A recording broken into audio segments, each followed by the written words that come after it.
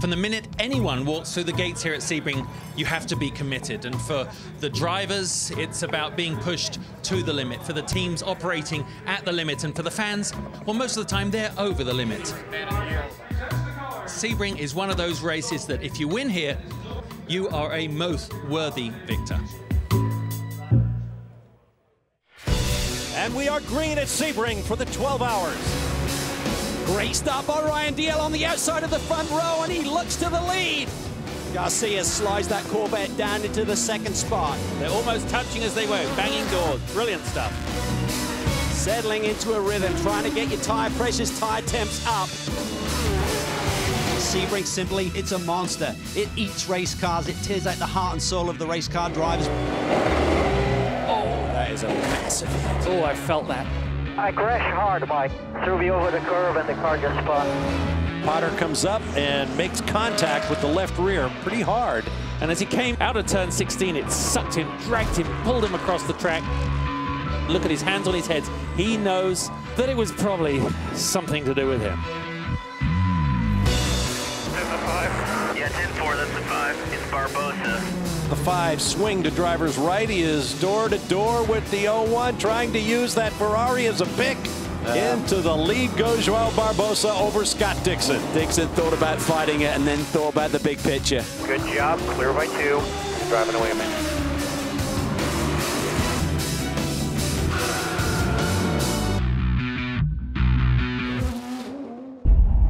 It is beautiful as we look up towards turn 17 exit. The sun is coming down. It's just fantastic. There you see the number 4 Corvette. Oh, there you see the brakes. Ollie had that problem down into turn 3 where the brakes just locked on. We go yellow. Our 6th full course caution.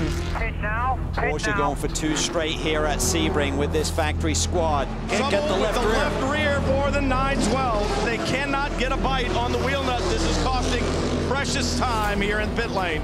We were unable to change the left rear. The other 3 are cold. It's these little things, guys, that take you out of victory. Here's the GTLM class leader. Yeah, but problem. Can't shift. Can't shift. Stuck in gear. That's the lead. Number 3 car into the lead. Turn to the long. Get it to the finish line here for us. That must be an absolute dog to drive. Well, look at this. The battle for GTD. Arna's going down to the wire. Mario Farnbacher locks up the number 23 into turn 10. Can you believe this with less than 10 minutes to go? Jeroen Bleekemolen is in position to win from pole. Done, guys. I'm 40. Yet another twist. The 33 car leading GTD is on pit road. Great job, Jerome. We gave it everything we had. This is just an amazing finish to the race. What more can you say about the last hour that Mario Farnbacher has spent in this car? Bring it home, buddy. Nice and safe. No pressure from behind from Colin. The 52 car definitely earned this. Awesome job, man. Awesome job. Nice job, you guys. You guys rock. And the Corvette team can celebrate. Clear all around. Bring it home. Bring it home. 12 hours of serving winner. You guys have rocked. You guys are the best. The drought ends for Chevrolet as they sweep 4 of the top 5 positions. You are Super Mario. I love you, man.